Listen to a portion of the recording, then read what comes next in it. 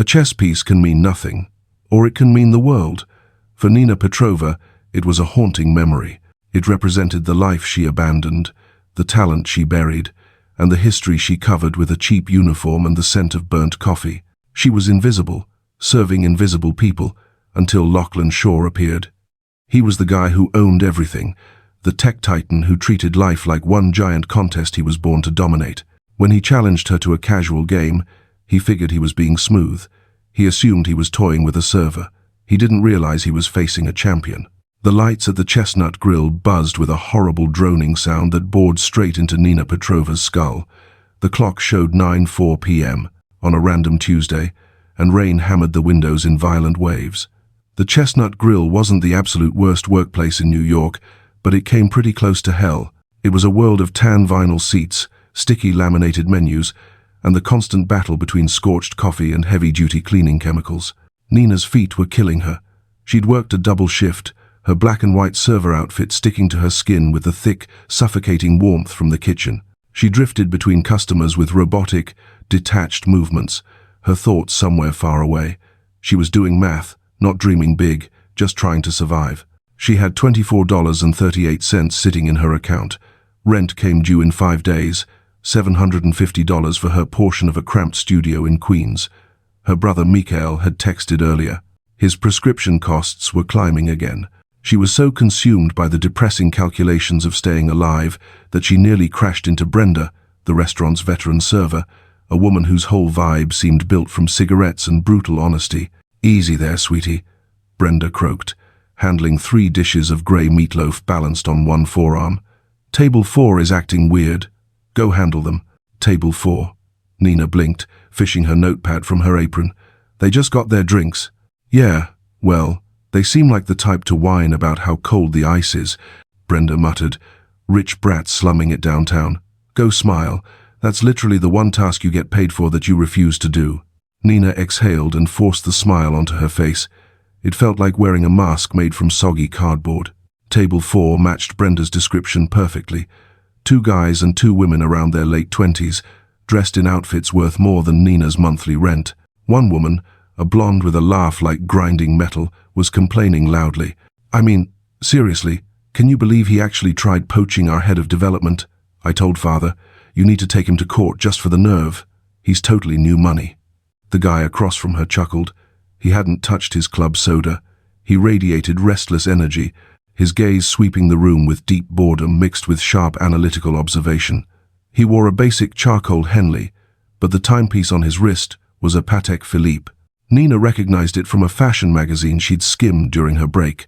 This was Lachlan Shaw. Nina knew that name. Everybody did.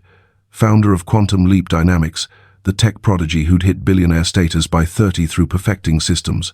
He perfected everything from logistics networks to, based on the gossip columns, his personal relationships. "Excuse me," Nina said, her tone emotionless, the fake smile locked tight. "Can I bring you folks anything? Extra water?" Lachlan Shaw's attention snapped to her. It felt like being scanned by advanced technology. His look was piercing, not flirty, but evaluating, like he was trying to categorize her, store her in a mental file. "We're good," he said, his voice a confident, smooth tenor. The blonde, Penelope, rolled her eyes and resumed chatting with her companion.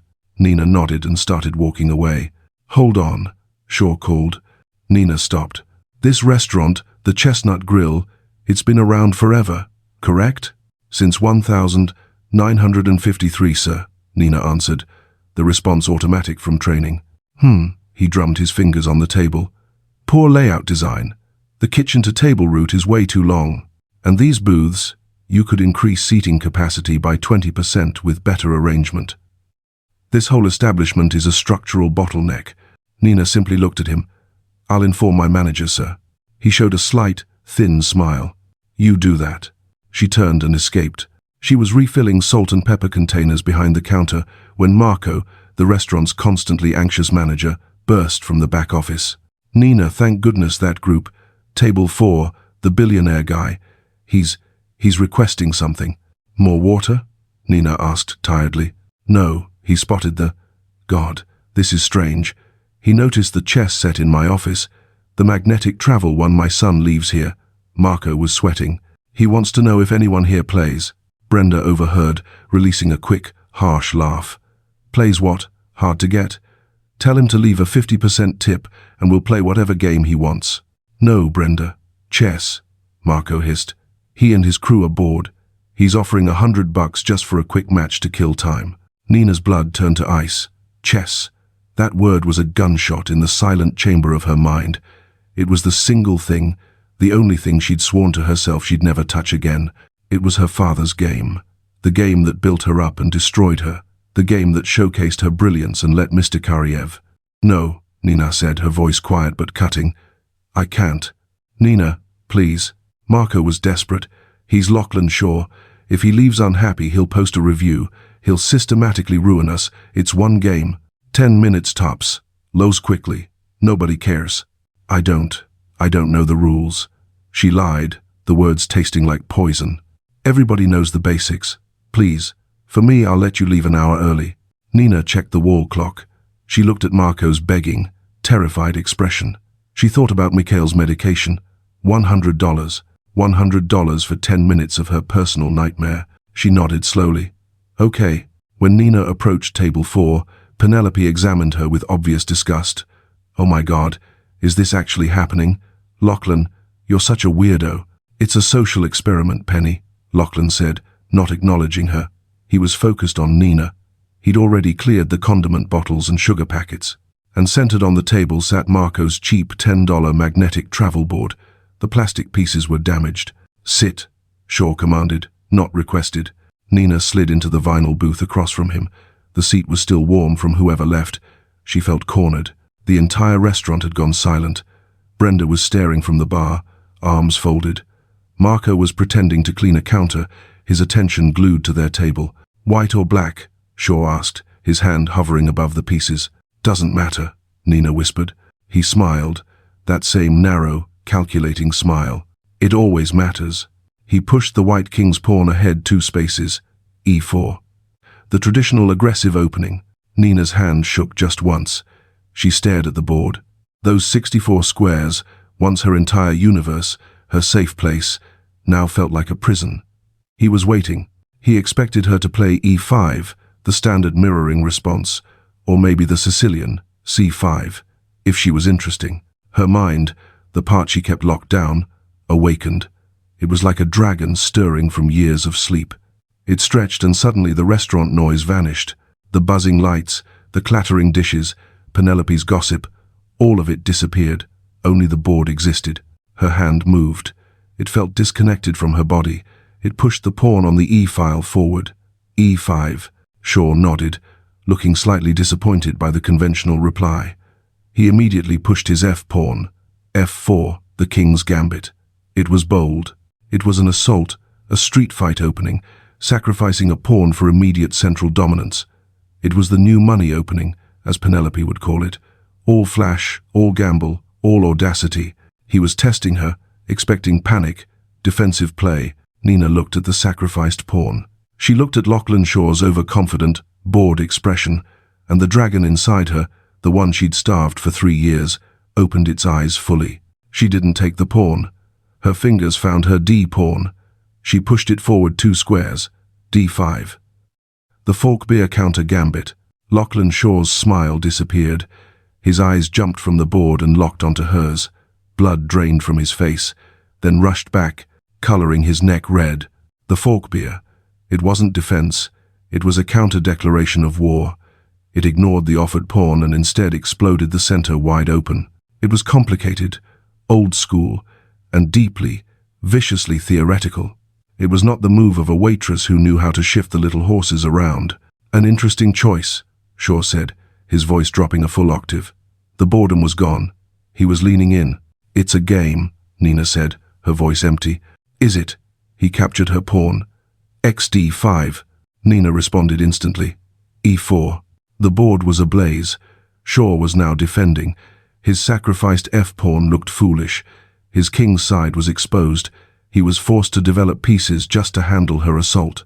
NC3, NF6, D3, BB4, BD2, E3. That final move was a blade. It was a pawn sacrifice that wasn't really a sacrifice. It destroyed his pawn formation. Penelope had stopped talking. "Lachlan, what's happening?" she whispered, annoyed. "Just beat her already." "Be quiet, Penny," he snapped, his eyes glued to the board. He was perspiring. A small drop had formed on his temple. He was someone who perfected systems, and Nina had just introduced a factor he couldn't measure. He thought for a solid 2 minutes, the longest 2 minutes the Chestnut Grill had ever witnessed. He made a move. BXE3. A mistake. A fatal one born from pressure. Nina didn't hesitate. NXD5. BD2. BXC3. BXE3. Castles. She brought her king to safety and her rook into play. It was finished. He just didn't realize it yet. His queen was trapped, his pawn structure was rubble, and his king was vulnerable in the center. The next 5 moves were a massacre. Nina moved with terrifying speed. Her pieces didn't just move, they flowed like water. It was a symphony of destruction. A knight fork, a bishop pin, a rook sacrifice that wasn't actually a sacrifice, but a trap. Checkmate. Lachlan Shaw stared at the board. His king had no escape. If he blocked with his pawn, her rook would capture his queen. If he moved his king, it was mate in 2 moves. He looked up. Nina was already standing, the waitress mask back in place, but her eyes were burning. "Checkmate," she whispered.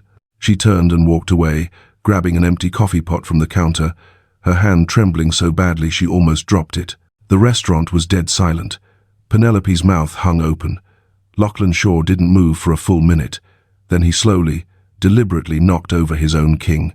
He stood up, threw $500 bills on the table, far more than their check, and walked out, leaving his group to scramble after him. He didn't speak, but as he passed the counter, his eyes met Nina's. It wasn't anger, it was something else. A frightening, obsessive, consuming interest. The next 24 hours were the longest of Nina's life. She finished her shift in a fog, ignoring Brenda's barrage of questions. What in the hell was that, Petrova? And Marco's stunned, grateful silence. She took the 3 a.m. subway back to Queens, the $100 bill Marco had insisted she take feeling like a burning coal in her pocket. She didn't sleep. She sat at her tiny kitchen table, watching the sun rise over the brick wall across from her building, and she cried. She hadn't just played chess. She had announced herself. She had sent up a signal flare in the darkness she'd so carefully constructed. The folk beer. It was a signature. Anyone who understood knew. It was the opening her father had taught her, the one Karyev had tried to beat out of her, calling it romantic, sentimental nonsense. She had fled Moscow, changed her name, not officially but in every way that mattered, and struggled for 3 years, all to escape this. The feeling of the pieces in her hand, the cold, perfect, terrible logic of the game. She was terrified he would return. She called Marco and told him she was sick. She couldn't go back. Not yet. She spent the day in her apartment, blinds closed, ignoring calls from her brother, knowing she couldn't talk to him without her voice breaking. At 7 p.m., her buzzer rang. She froze. It was a sharp, persistent, expensive-sounding buzz, not the lazy, leaning buzz of the delivery guy. "Who is it?" she called through the old intercom. A pause, then that smooth tenor. "We need to talk, Miss Petrova, or whatever your real name is. I have a proposal." Lachlan Shaw. He was here, at her apartment. "Go away," she yelled, her heart pounding against her ribs. "I'm calling the police." "Go ahead. Tell them someone is offering you employment. Or you can come down. I'm in the black car. We can talk where you're visible. Or I can start asking your neighbors what they know about the chess genius living in 3B. It was a threat. A clean, corporate, devastating threat. He knew. He'd found her. How had he found her? He was a tech billionaire. He could probably locate a grain of sand in the desert if it owed him money. She was trapped again. She pulled on her oldest hoodie, tied her hair back, and went down. The car wasn't a sedan. It was a black Maybach, so long it occupied 2 parking spaces, its engine purring quietly. A driver, a mountain of a man in a suit, got out and opened the rear door for her. She slid in. The interior smelled of expensive leather and quiet, obscene wealth. Lachlan Shaw was in the opposite seat, a laptop open. He didn't look up immediately. "Nina Petrova," he said, closing the laptop. "Or, as you were known 8 years ago, the Moscow prodigy. Nina Roster. Took my data team 4 hours to locate you. You're skilled at disappearing, But your game is a fingerprint. That E4 gambit, that exact sequence, has only been played at the Grandmaster level twice in the last decade. Once by you at the 2017 Moscow Invitational, where you crushed Grandmaster Voronin, and last night, against me. Nina said nothing. She was staring at her own hands, twisting them in her lap. Why? He asked. Not how, but why. Why are you here serving meatloaf? I like meatloaf, she said, her voice tiny. He smiled. No, you don't. You like XD5. You like seeing your opponent's king, cornered and bleeding. I saw your expression last night. That's the first time you've felt alive in years, isn't it? He was correct, and that terrified her. What do you want? She asked, the words catching in her throat. I'm hosting the Shaw Invitational in 3 weeks, he said. All business. The biggest prize pool in chess history. $20 million. I've invited every grandmaster on the planet. Magnus, Fabiano, all of them. It's a charity event, but really, it's a test. I'm unveiling a new AI, Prometheus. I believe it solved chess. It's unbeatable. No machine is unbeatable, Nina whispered, a reflex. There's always a weakness, a human weakness in the programming. His eyes lit up. Exactly. That's what everyone claims. But they can't prove it. I want you to play. Not in the tournament. Not yet. I want you to be my training partner. You and me against Prometheus. I want you to find the weakness. No, she said. I don't play. Not anymore. I'll pay you, he said, as if that solved everything. I don't want your money. Everyone wants my money, he said, confused. I'll give you 10,000 for 1 week of your time. No, 50,000. Nina looked out the window at her crumbling apartment building. $50,000. It would cover Mikhail's medical expenses for years. It would get them out. Why me? She asked. You can hire any grandmaster in the world. Because they're all compromised, Shaw said, leaning forward, his voice lowering. They're all part of the system. They think in patterns. They're predictable. You've been in the wilderness. You play like a starving wolf. You're raw, analytical genius. You're the variable I've been searching for. And he added, you're the only person who's ever beaten me in 12 moves. He saw her hesitation. He pulled out a checkbook. 100,000, he said, writing. For 2 weeks. You'll stay in one of my properties. You'll have access to whatever you need. You'll train with me. You'll play the AI. And you will help me find its weakness. He tore out the check and held it. And if you do, if we win, I'll give you $1 million. $1 million. She thought of the congealed meatloaf. She thought of the buzzing lights. She thought of Mikhail's tired voice on the phone. She thought of Mr. Karyev, and a cold shiver of fear ran down her spine. But the fear was, for the first time, overshadowed by a different, stronger emotion. Rage. She reached out and took the check. Where are we going? She asked. Lachlan Shaw smiled, a genuine, shark-like smile. To the war room. The war room was the penthouse of the Shaw Tower, a sleek glass and steel structure that pierced the New York skyline. The elevator opened directly into a living space, so vast Nina felt like she was still outdoors. One entire wall was a sheet of glass overlooking Central Park, 80 stories below. The city lights sparkled like a fallen constellation at her feet. The apartment was a temple to cold, minimalist perfection. White floors, black leather furniture, and not a single personal item visible. No photographs, no books, no clutter, just technology. Screens were everywhere, embedded in walls, rising from tables. This is where you live? Nina asked, clutching the strap of her single-worn backpack. Live? Shaw looked around as if noticing for the first time. I suppose I live here. I sleep in the bedroom. I eat in the kitchen. They're all just functions. This is where I work. He led her to the center of the room. With a gesture, a holographic display shimmered to life in the air between them. It was a three-dimensional, glowing chessboard. Meet Prometheus, Shaw said. For the next 2 weeks, Nina's life became a surreal dream. She was given a suite of rooms larger than her entire apartment, with a bathroom carved from a single block of grey stone and a bed that felt like sleeping on clouds. A private chef prepared her meals, though she usually just requested a sandwich, which she ate while staring at the holographic board. And they played. They played for hours, days. They played against each other, with Shaw constantly recording, analyzing, learning. He was a terrifyingly fast student. The man who'd been beaten in 14 moves was, a week later, pushing her to 40, 50 moves. He absorbed her strategies, adapted, evolved, but he never won. Not again. How? He'd demand, slamming a piece down in frustration. I calculated every line. The engine said my position was better. Your position was better, Nina would say, her voice quiet. But you were playing the board. I was playing you. You were too eager to sacrifice your knight. You always are.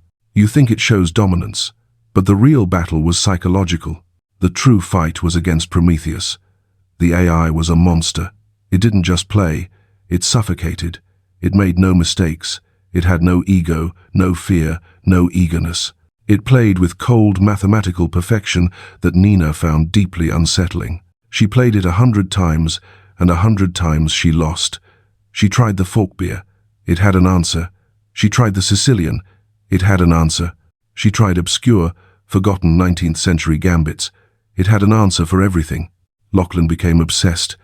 He'd sleep in his clothes on the couch, waking up to mutter, "What about the Caro can? Did we try the advanced variation?" "It's not the opening," Nina said, rubbing her temples. It was the end of the second week. She was exhausted, but her mind felt sharp, honed. The rust was gone. The AI isn't winning, Lachlan. It's just not losing. It's a wall. It waits for us to make a mistake, a single human imprecision, and then it wins. "So it is perfect," he said, slumping in defeat. "The Invitational was in 3 days." "No," Nina said, staring at the holographic king. "It's not perfect. It's just complete. It's learned every game ever played. It's a library. But a library doesn't write new books." "What does that mean?" "It means," Nina said, a strange, wild idea blooming in her mind, "we have to stop trying to beat it at chess."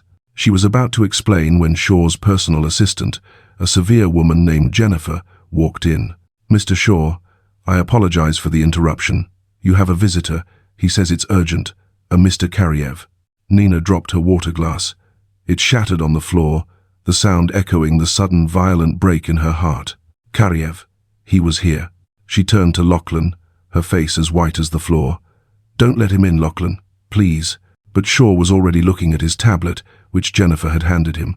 Karyev, Grigory Karyev, famed Russian chess coach, mentored 5 grandmasters. "Why?" He looked up, his analytical gaze locking on Nina's terror. "He was your coach." "He's a monster," Nina whispered, backing away. "He's the reason I left." "Mr. Shaw." Karyev's voice boomed from the hallway.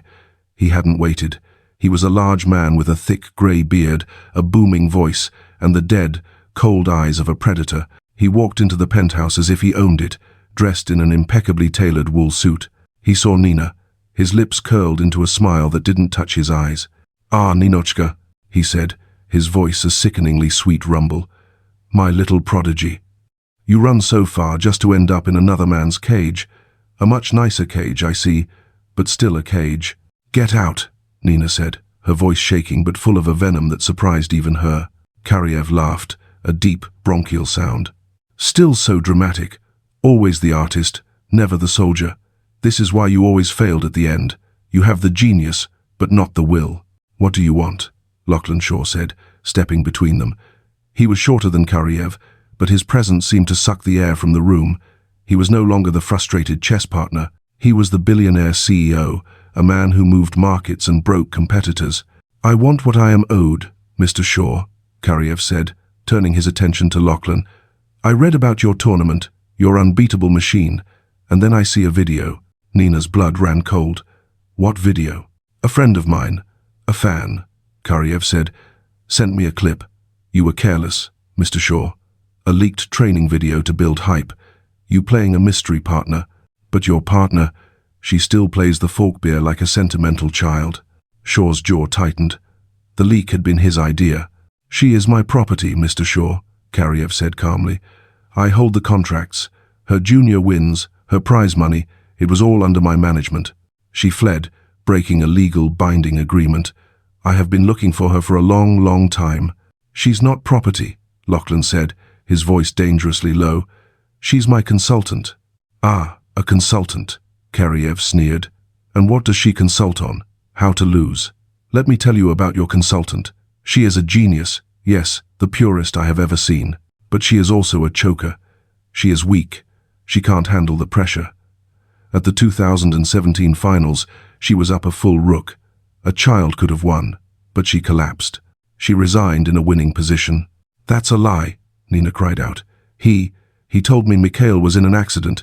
He lied to me to make me lose. Details. Karyev waved a dismissive hand. The point is, she broke, and she will break again. Your machine, Mr. Shaw, it will be beaten, but not by her.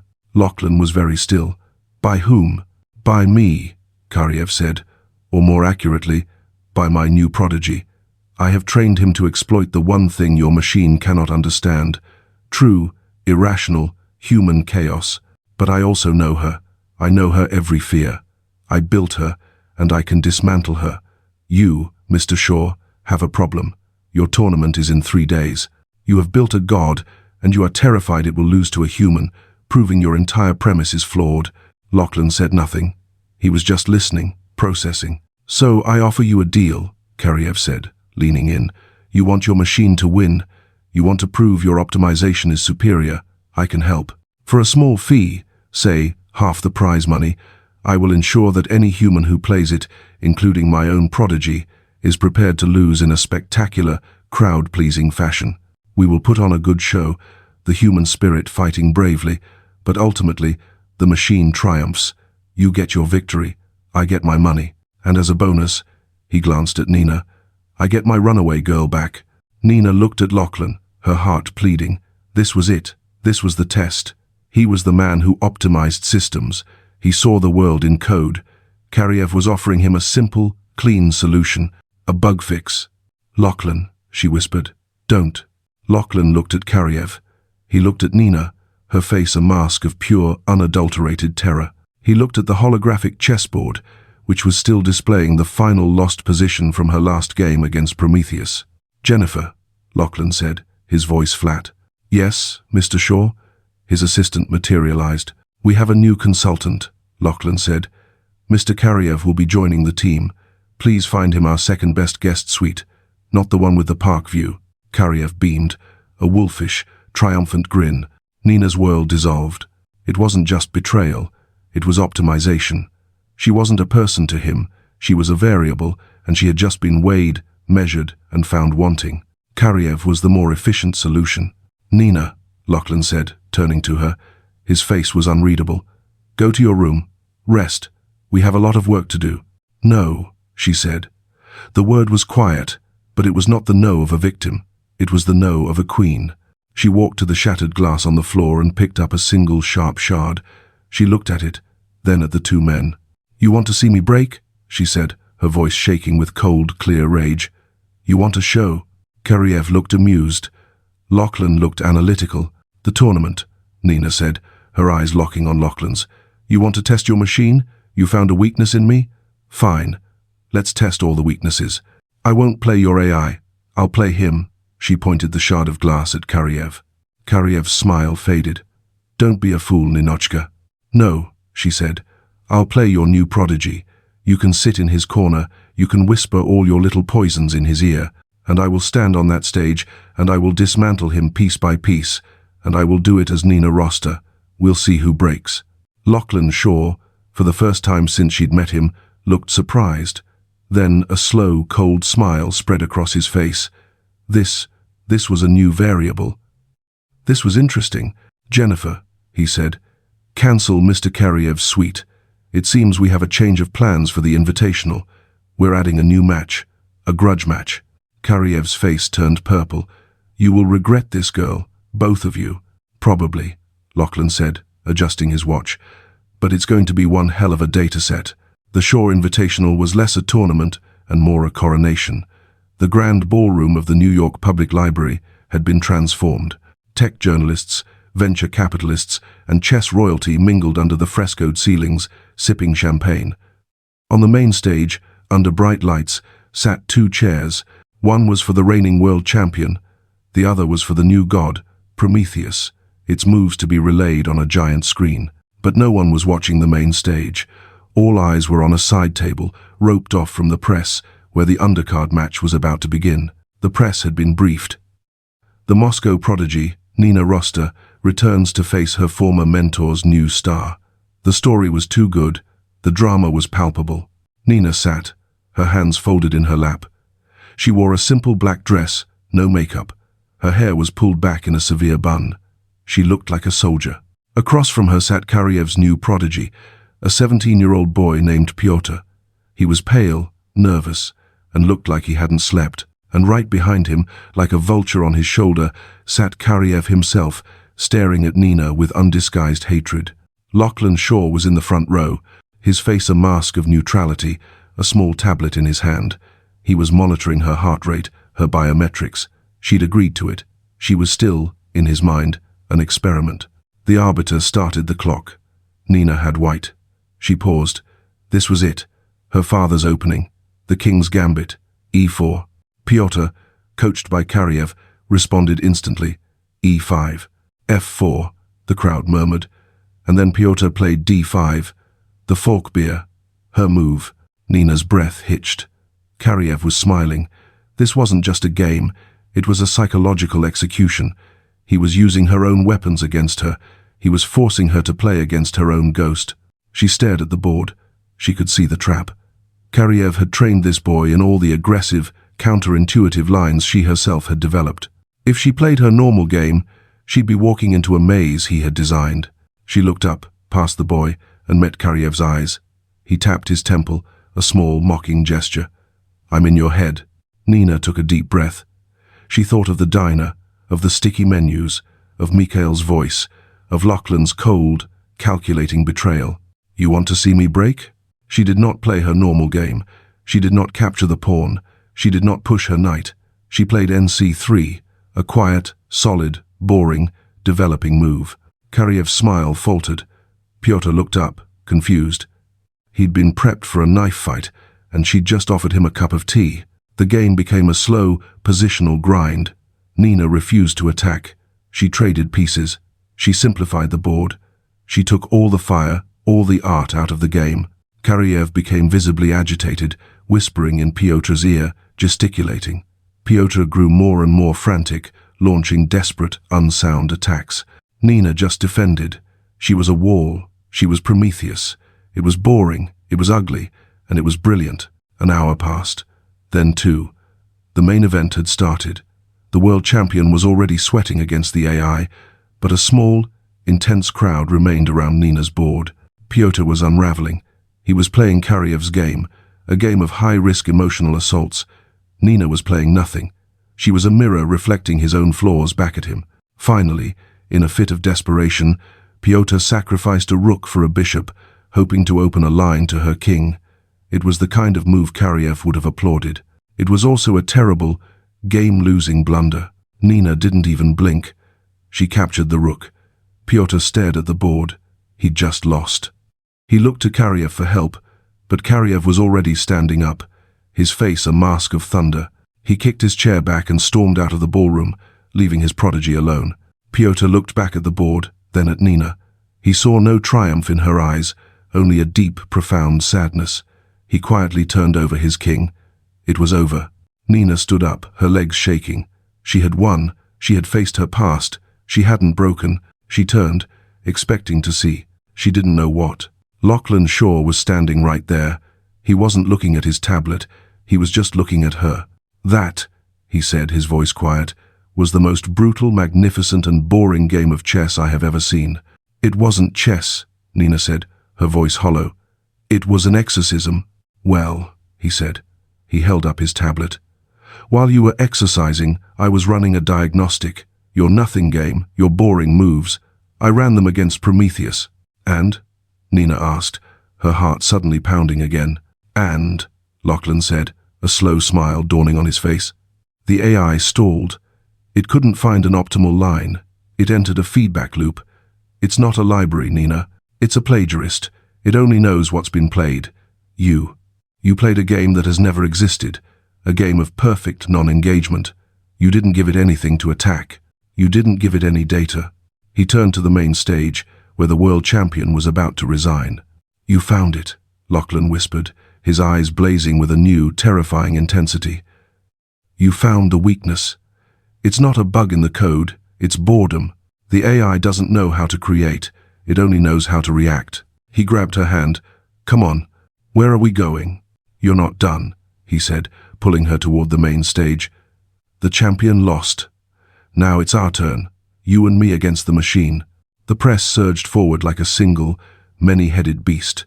The flash of cameras was a blinding, frantic strobe. Lachlan Shaw, flanked by the Waitress Grandmaster, Nina Roster, was challenging his own creation. This was no longer a tech demo, it was a blood sport. The reigning world champion, looking like a man who had just been pardoned from death row, yielded his chair to Nina. He gave her a single respectful nod, his eyes full of a question he couldn't verbalize. "What are you?" "Okay," Lachlan said, pulling a second, lighter chair up next to hers, a tablet already glowing in his hand. He was vibrating with chaotic, electric energy. This was no longer his coronation. It was his public execution, or his greatest discovery, and he didn't know which. The bright lights were hot, making the vast ballroom feel small and claustrophobic. "What's the plan? Talk me through it." Nina sat, her hands resting lightly on the edge of the polished wooden board. She looked small against the grand digital backdrop displaying the Prometheus logo. She wasn't just playing a machine, she was playing the idea of the future, in a room full of people who had bet their fortunes on it. She looked at Lachlan, her eyes clear, the terror of the Karyev encounter gone, replaced by a cold, sharp, terrifying focus. "The plan," she said, her voice so quiet he had to lean in, "is to be the ghost in the machine." "The what?" But Nina had already turned back to the board. She was playing white. The arbiter, looking profoundly confused, nodded. The clock was started. The room held its breath. Every grandmaster in attendance, every tech journalist, every investor leaned in. This was the first move of the most important game of the new century. Would it be the king's pawn? The queen's? A modern, hyper-aggressive opening? Nina's hand hovered. She ignored the center of the board completely. Her hand drifted to the far left, to the pawn in front of the rook. With a soft, definitive click, she pushed it forward. A 3. A stunned, absolute silence fell over the ballroom. People looked at each other, then at the board, certain they had misread. A 3. The sodium attack. An opening so bizarre, so passive, so pointless, it was considered a joke. It did nothing. It developed no pieces. It fought for no control. It was, in the chess world, a polite way of spitting in your opponent's face. The AI, Prometheus, didn't share the crowd's confusion. It was a machine. It saw a move. It calculated. It replied instantly. E5. A normal, strong, centralizing move. The crowd let out a tense breath. Okay, a joke, a first move statement. Now she would play normally. Nina's hand moved again, to the other side of the board. She pushed the H-pawn. H3. The room erupted, not in applause, but in a wave of shocked, derisive laughter. This was a farce. She was playing like a child, moving the two most useless pawns on the entire board. In the front row, a famed grandmaster covered his face with his hands in second-hand embarrassment. Lachlan Shaw's face went white, then a deep, furious red. He leaned in, his voice a venomous hiss. "Nina, what are you doing? This is humiliating. This is my company." Nina didn't look at him. She was staring at the board, her gaze impossibly, serenely calm. "I'm creating," she said, her voice a flat, steady line. "I'm writing a book it's never read," she continued. G3, B3. She was building a fortress, but it was a fortress with no soldiers. It was an empty castle. The computer, programmed to respond to aggression, to fight for the center, to punish deviation, was confused. Its moves, usually so crisp, became hesitant. It would develop a knight, then pull it back. It saw no threats. It saw no weaknesses. It saw nothing. It couldn't find a plan. The game, if it could be called that, ground on. An hour passed. The laughter had long since died, replaced by a restless, uncomfortable boredom. People were checking their phones. Journalists were looking at each other, shrugging. This wasn't a story. It was a failure. "I don't understand," Lachlan said, his voice no longer angry, but deeply, truly perplexed. He had been watching the data stream on his tablet. Its evaluation is 0, 0, perfect equality. It's been 0 for 30 moves, but nothing is happening. Exactly, Nina said. She finally looked at him. Her eyes were unfocused, as if she were in a trance. It's a library, Lachlan. It knows every game ever played. It's programmed to win. It's waiting for me to make a mistake, the human error. It's waiting for me to try and win. So, what are you doing? I'm not playing to win, Nina whispered. I'm playing to not lose. What if I don't make a mistake? What if I just wait? What if I'm more patient than the machine? The game went on. 40 moves, 50. The crowd had thinned. The only ones left were the true analysts. Standing by the monitors, their faces screwed up in concentration. This wasn't chess. This was something else. A psychological experiment. A war of attrition fought with nothing but patience. Nina shuffled her pieces. She moved a bishop from one square to another, then back again. She moved a rook from one side of the board to the other, then back again. She did nothing. She created nothing. She was a void. And Prometheus, the god engine, the perfect AI, was stalling. Its time per move was increasing. It was digging deep into its billions of data points, searching for a similar game, a similar strategy, and it was finding nothing. Nina was off the map. She was in a part of the forest no human had ever bothered to enter. Then, on move 58, after 3.5 hours of perfect agonizing boredom, Prometheus blinked. It had to. The AI's core programming had one imperative that overrode all others. It could not, would not, accept a draw by repetition or stalemate. If a winning line, no matter how small, existed, it had to act. Unable to find an aggressive winning line, it did the only thing its code allowed. It advanced. It pushed a pawn, a single hopeful pawn, trying to create an imbalance, a 4. It was the mistake. It was the first human error of the night, and it came from the machine. The air in the room changed. It was as if the oxygen had been sucked out and replaced with high-voltage electricity. Lachlan saw it on his tablet. Nina, the evaluation, it just jumped. Nina didn't reply. Her posture had changed. She was no longer the serene, passive ghost. She leaned forward. Her eyes, which had been soft and unfocused, snapped into laser focus. The dragon woke. For the first time in 3.5 hours, she attacked. Her hand moved. It was a blur. She didn't just capture the pawn. She unleashed a 10-move tactical combination so brilliant, so complex, so utterly human that the entire room gasped as one. D4.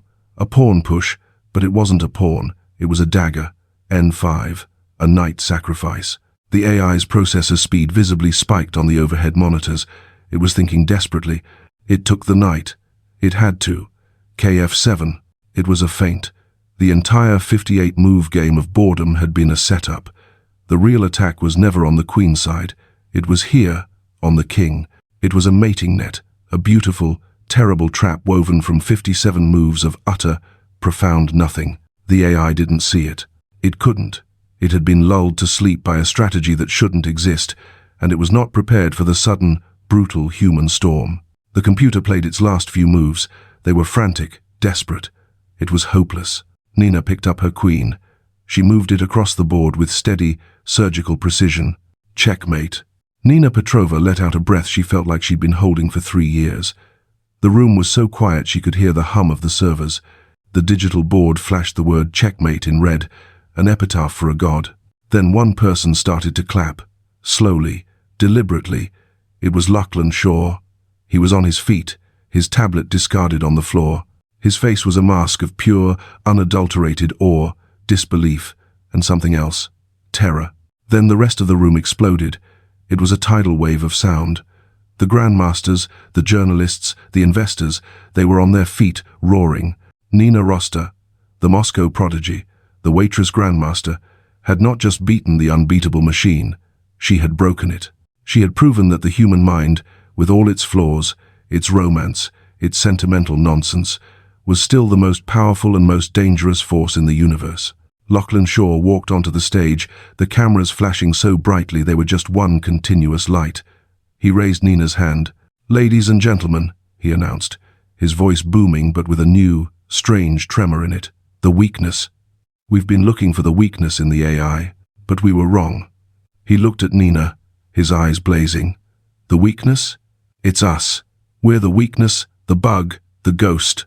He looked at Nina, and for the first time, He wasn't looking at a variable, a consultant, or an experiment. He was looking at her. The man who had everything, who could quantify anything, was looking at the one thing he could not understand. He kept his arm raised, holding her hand, and turned to her, the microphone broadcasting his question to the world. "What do you want, Nina?" he asked, his voice suddenly raw. "Anything. Name it. A research lab. Head of my new AI division. Just name it." Nina looked at the checkmate on the board. She looked at the stunned, ecstatic faces in the crowd.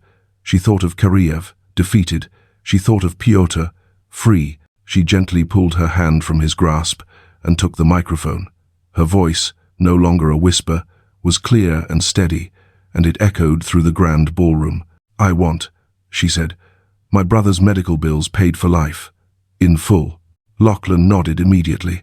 "Done. What else?" "I want a scholarship fund," Nina continued, her voice gaining strength, "endowed by quantum leap dynamics. The roster fund, for every young player, every boy or girl trapped by a monster like Grigory Kariev, so they can play and live without fear." "Done," Lachlan said again, his voice thick. "It's done. What else? 1 million? 10 million? Nina looked at him. She looked at the cameras, at the world of wealth and power she had just conquered, and a small, tiny ghost of a smile played on her lips. "And I want a good night's sleep," then she added, handing the microphone back to the most powerful man in the room. "I'm going back to the diner. Marco's expecting me to open tomorrow." Lachlan Shaw just stared at her, his mouth open. The optimizer, the man who saw the world in code, had just been handed an equation that would crash any system. He had found the one system in the world he could never quantify, never predict, and never, ever buy. And she was magnificent. In the end, it wasn't about the money. It wasn't about the fame. It was about one woman who reminded the world that genius isn't a commodity you can optimize or code. It's a fire. It's wild. It's unpredictable. And it's deeply, beautifully human. Nina got her fund. And yes, Lachlan Shaw got a lesson he'd never forget. He learned that the greatest variables aren't on a balance sheet. They're sitting right across from you, just waiting for you to underestimate them. What do you think? Was Nina's strategy brilliant, or just plain crazy? Let me know your thoughts in the comments below. Thank you so much for hanging out with me and diving into this incredible story. If you felt that final checkmate, do me a huge favor and hit that like button. It really helps Heartfelt Tales grow. And if you're new here, consider subscribing and ringing that bell so you never miss a story. Share this with a friend who loves a good underdog story. Until next time, remember to look twice at the quiet ones. They might just be a master.